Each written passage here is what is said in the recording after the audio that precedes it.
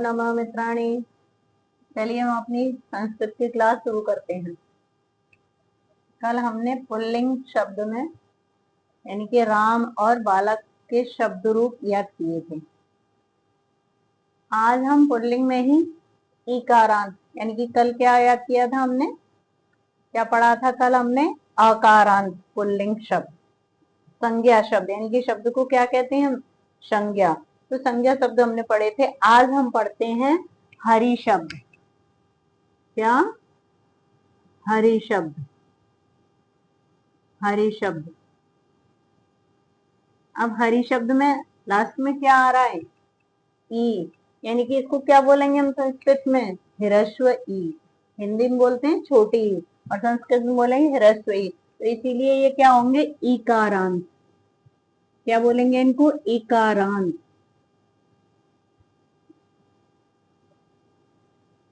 इकारांत pulling शब्द।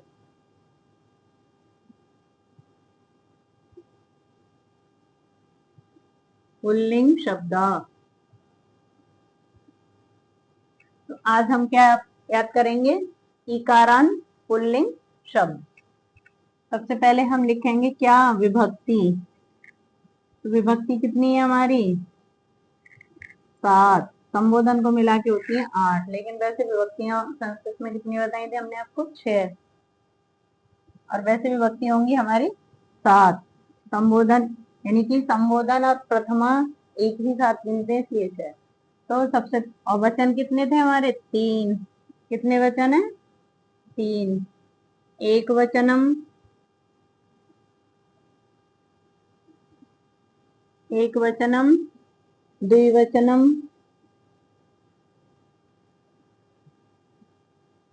द्विवचनम और बहुवचनम।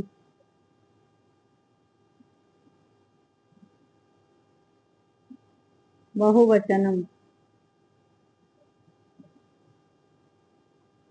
अब तो वचन आप सभी को पता चल गया होगा। संस्कृत में वचन कितने हमारे? 3। एक वचन, द्विवचन और बहुवचन। अब विभक्ति सबसे पहले कौन सी विभक्ति आएगी बताइए?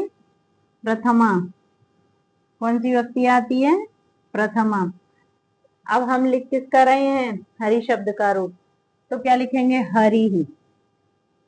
क्या लिखेंगे? हरि ही। हरि ही क्यों बोला है? यहाँ पे विसर्ग आएंगे इसलिए हरि ही। तो हमने जब याद किए थे तो एक वचन के ही रूप हमने पहले याद किए थे, हरि। अब द्विवचन में क्या आएगा? हरि। कौन सी मात्रा लगाएंगे? यानी कि ये कौन सी मात्रा है? ह्रस्व। और ये कौन सी मात्रा है? दीर्घ। यानी कि दीर्घ का मतलब बड़ी। हरि हरि। हर यह। क्या लिखेंगे? हर यह। अब द्वितीया। क्या लिखना है? द्वितीया। द्वितीय विभक्ति। अब इसमें क्या लिखेंगे हम? हरिम। क्या लिखेंगे? हरिम। और हमने आपको बताया था कि प्रथमा से द्वितीय विभक्ति में द्विवचन में सेम होता है, तो इसीलिए यहाँ द्वितीय में भी क्या आएगा? द्विवचन में हरि।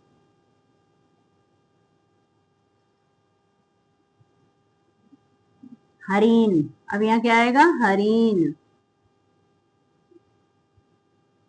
हरीन। अब क्या आएगा? तृतीय विभक्ति।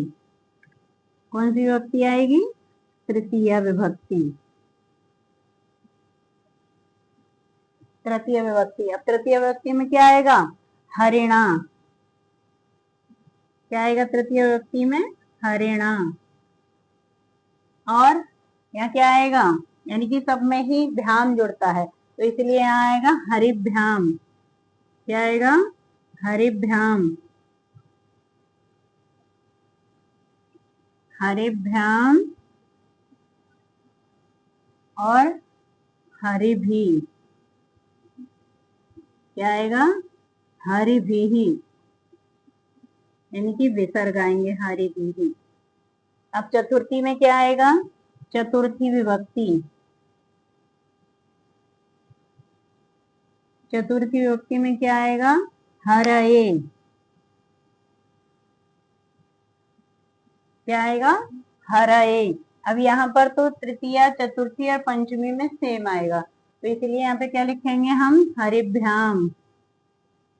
क्या लिखेंगे? हरिभ्याम। हरिभ्याम। चतुर्थी विभक्ति में क्या आएगा? हरये, हरिभ्याम, हरिभ्यः।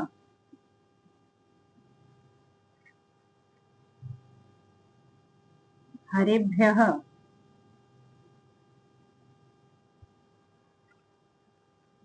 पंचमी विभक्ति,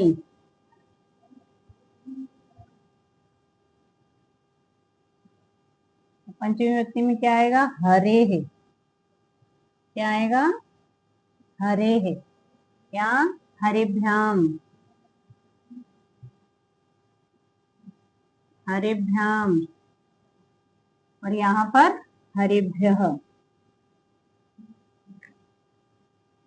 हरिभ्यः। अब यहाँ षष्ठी विभक्ति, षष्ठी विभक्ति में क्या आएगा? यहाँ पर भी हरे है। क्या आएगा? हरे है। हरियो।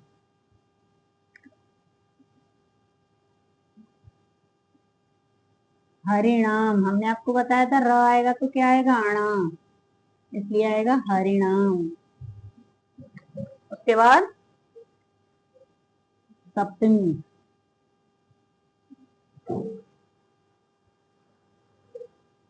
हरिणाम। यहाँ पर आएगा हरिनाम।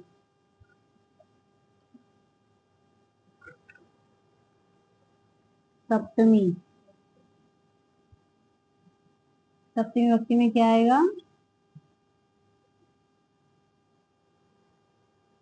हरौ।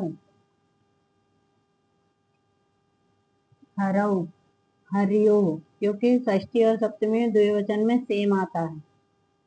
और हरिषु।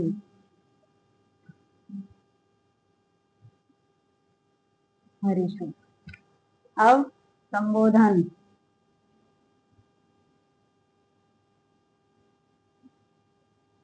संबोधन हमने आपको बताया था संबोधन में केवल एक वचन चेंज होता है, द्विवचन वही आएगा, बहुवचन में भी वही आएगा।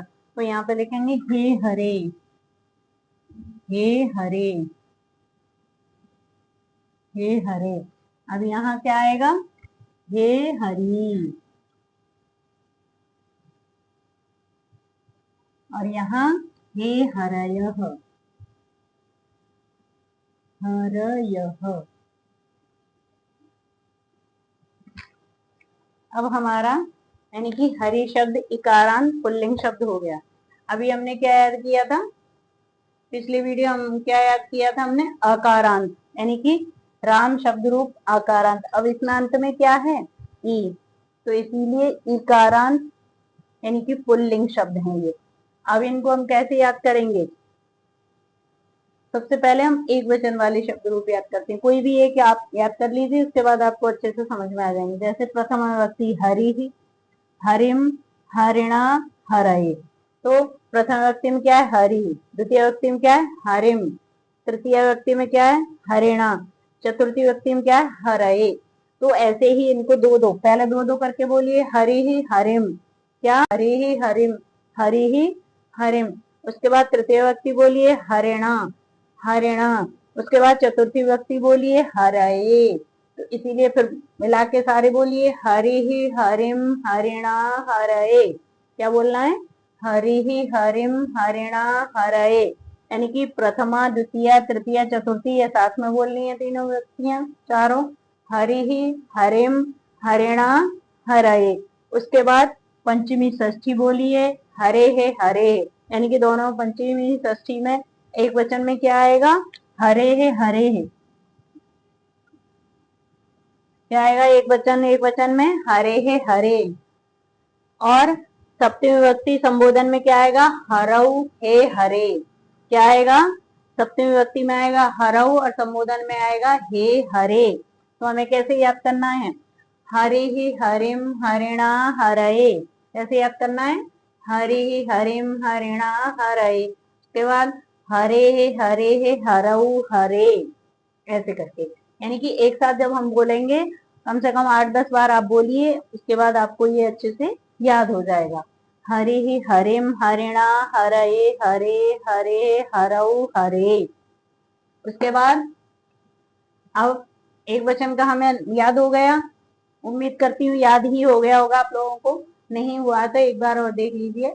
हरि हरिम हरिणा हरये, हरे हरऊ हरे। उसके बाद द्विवचन, द्विवचन के रूप हमने आपको बताए थे कि वो 3 ही आपको याद करने। क्या? प्रथमा विभक्ति का एक वचन हरि, प्रथमा विभक्ति का द्विवचन हरि, एक रूप याद कर लीजिए। उसके बाद तृतीया का हरिभ्याम, उसके बाद षष्ठी विभक्ति का हरियो, क्योंकि सप्तमी में भी हरियो है, और जो प्रथमा विभक्ति का यानी कि द्विवचन आया है वही संबोधन का द्विवचन आएगा। तो कैसे करेंगे हम? हरि ही हरि, हरिभ्याम हरिभ्याम हरिभ्याम, हरियोह हरियोह, हे हरि, हरि हरि हरिभ्याम हरिभ्याम हरिभ्याम, हरियोह हरियोह, हे हरि। उसके बाद बहुवचन। अब बहुवचन में क्या आएगा? प्रथम विभक्ति में हरयः, द्वितीय विभक्ति में हरीन, तृतीय विभक्ति में हरिभी, चतुर्थी में हरिभ्य, हरिभ्य हमने आपको बताया था चतुर्थी और पंचमी, यानी कि बहुवचन सेम होगा। और जहाँ ईकारांत शब्द रूप है उनमें तो पंचमी और षष्ठी भी सेम होता है, यानी कि एक वचन भी सेम होगा, द्विवचन भी सेम होंगे, और इसमें चतुर्थी और पंचमी विभक्ति हरिभ्य हरिभ्य ये सेम होंगे। तो अब हरिभ्य हरिभ्य, फिर षष्ठी विभक्ति बहुवचन में क्या आएगा? हरिणाम और हरिषु, हे हरयः, यानी कि जो एक प्रथम विभक्ति बहुवचन का रूप है वही संबोधन बहुवचन में आएगा, हरयः। तो इसी की तरह और भी हम बहुत सारे शब्द रूप, जैसे अब हरि शब्द है, उसके बाद ऐसे ही कवि, यानी कि कवि में भी क्या है? झोटी की मात्रा है ना। तो एक कवि शब्द का और हम लिखते हैं आज, कवि शब्द को और याद करते हैं। अभी अभी हमने क्या याद किया है? हरि। अब एक और क्या याद करेंगे हम? कवि। देखिए सेम ये भी कवि भी किसकी तरह होगा? हरि की तरह से।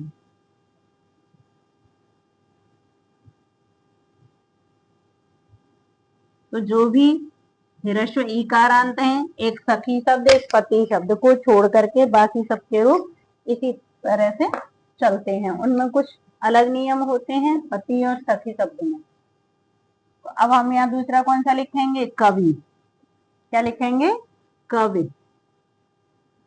कवि नहीं कवि बोलती है।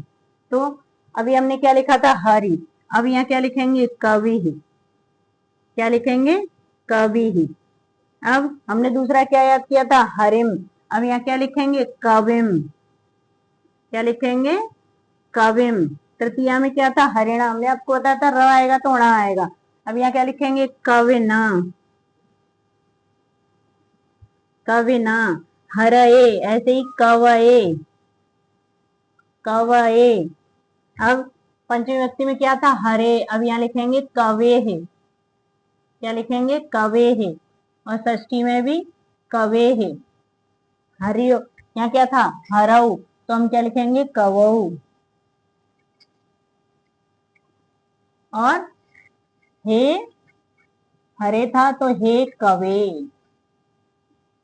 हे कवे, है ना। सेम उसी की तरह से जो अभी हरि शब्द हमने लिखा है, ऐसे ही यहाँ द्विवचन में क्या लिखा जाएगा? कवि, कवि, कविभ्याम, कविभ्याम, और तृतीया में कविभ्याम, चतुर्थी में भी कविभ्याम, कविभ्याम, और पंचमी में भी क्या आएगा? कविभ्याम। तृतीया चतुर्थी और पंचमी तक क्या आएगा? कविभ्याम।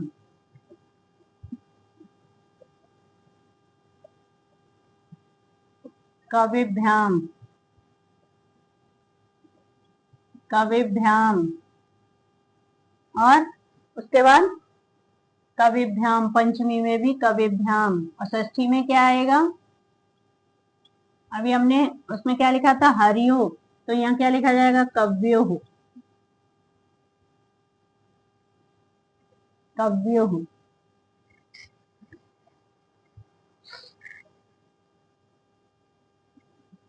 कव्यो हो। और द्विवचन में क्या आएगा? हे कवि। क्या आएगा? हे कवि, हे कवि। उसके बाद बहुवचन में क्या लिखा था? हरयः, तो यहाँ होगा कवयः। क्या होगा? कवयः। और द्वितीया में क्या था? कविम, कवि, कविना, कवीन, हरीन, तो यहाँ आएगा कवीन। तृतीया में क्या था? हरि भी, तो क्या आएगा यहाँ पर? कवि भी।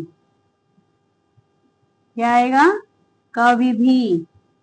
उसके बाद कविभ्य, कविभ्य, कविभ्य, कवि नाम, कवि नाम। यहाँ ना क्यों नहीं आया? क्योंकि हमने आपको बताया था कि र आएगा तो ना आएगा। और कविशु, कविशु। और लास्ट में हे कवय, हे कवयः,